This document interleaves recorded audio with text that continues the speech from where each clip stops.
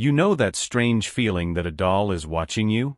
Those little glass eyes that seem to follow your movements, that smile that never changes, but somehow looks different every time you look at it again? Well, what if I told you that some dolls are not just harmless toys? The story I'm going to tell you isn't about cute toys or childhood nostalgia. It's about cursed dolls. Objects that should never have been made, that carry something dark inside them. People who tried to get rid of them and failed. And places that should be forgotten, but where, to this day, strange laughter still echoes. If I were you, I would think twice before sleeping with a doll in my room. After all, who can guarantee that it is actually inanimate? Part 1. The beginning of the curse. You know those small towns where everyone knows each other, secrets spread quickly, but no one talks about certain things? Well, Black Hollow was one of those. And at the center of one of the town's greatest mysteries was Madame Liss. Madame Liss was not like the other ladies who made cookies and gossiped in the square. She was strange. Always dressed in black, with deep-set eyes and a low voice that made anyone shiver. But she had a gift. She created dolls like no one else. Not the simple cloth ones, but porcelain and wooden dolls, with glass eyes that seemed to see into your soul. The rich kids in town wanted her dolls. Until one day, a group of spoiled brats decided that Madame Liss was too scary, and decided to have some fun at her expense. They broke into her shop, broke her dolls, and made fun of her. Little did they know that they had messed with the wrong person. Madame Liss did not scream or cry. She just looked at them and mumbled something in a language no one understood. After that, she locked herself in the shop and was never seen again. Days later, the shop caught fire, and what was left were ashes, and a few untouched dolls, scattered around the city. And that's when things started to get weird. The dolls started showing up in the homes of the children involved, even after they had been thrown away. At first, no one paid much attention. Kids have vivid imaginations, right? But then the accidents started. A girl fell down the stairs after saying her doll whispered something to her in the night. A boy woke up with scratch marks all over his body, but swore he slept alone. And another, well, he simply disappeared. The only thing left in the room was his doll, sitting on the bed, with that motionless smile. The entire city panicked.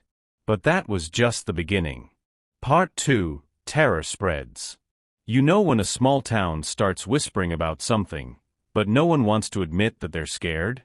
That's how Black Hollow ended up after the boy disappeared. People avoided talking about the dolls, but everyone knew something was wrong. And worse, it seemed like the curse wouldn't stop there. Dolls began to appear in other places. A family moved to the neighboring town and days later, found one of the dolls sitting on the windowsill, even though they swore they had burned it before leaving. Another family buried one in the backyard, only to find it back in the living room, the dirt still fresh on its feet. And the incidents continued. A woman was found passed out in her kitchen after hearing a giggle in the middle of the night. A boy was seen talking to his doll for hours, but when his parents asked who he was talking to, he only replied, "The lady from the store. She said we'll all be playing together soon." Desperate, they called priests, shamans, anyone who promised to solve the problem. They tried exorcisms, burned the dolls, threw them in the river, destroyed them with hammers. Nothing worked. They always came back. Always watching.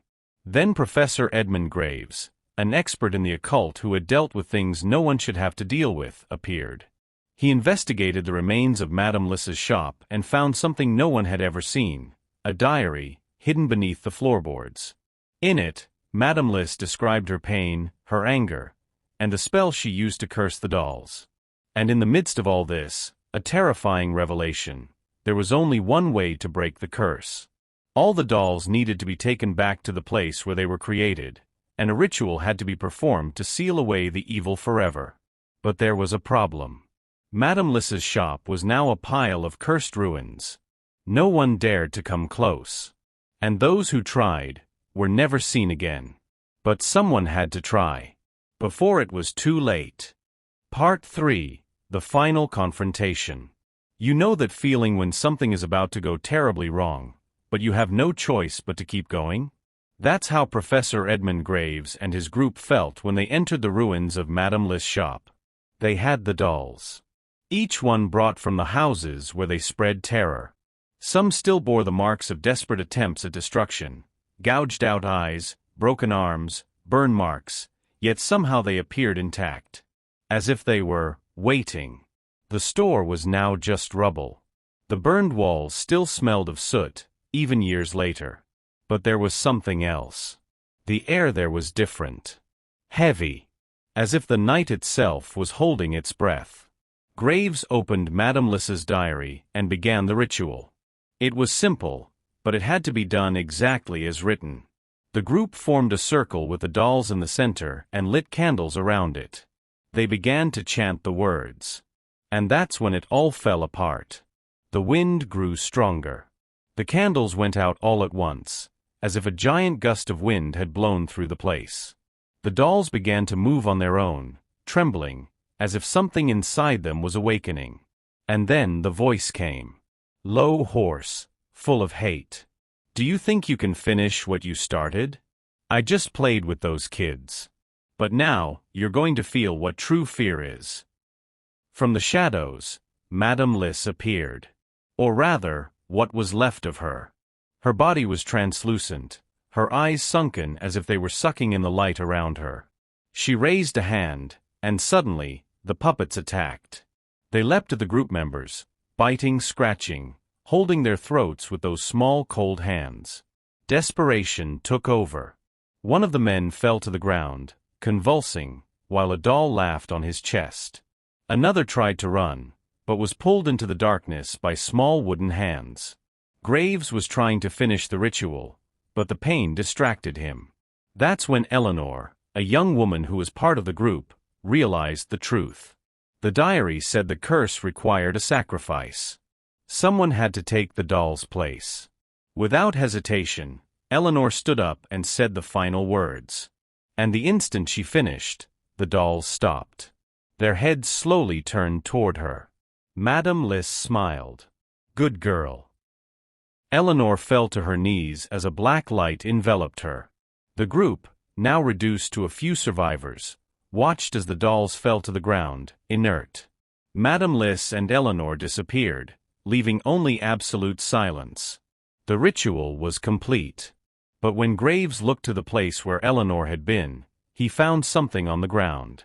A new doll. Dark-eyed. With a smile that looked satisfied. So this is today's video. If you liked it, subscribe to the channel so you don't miss the next videos. See you in the next story.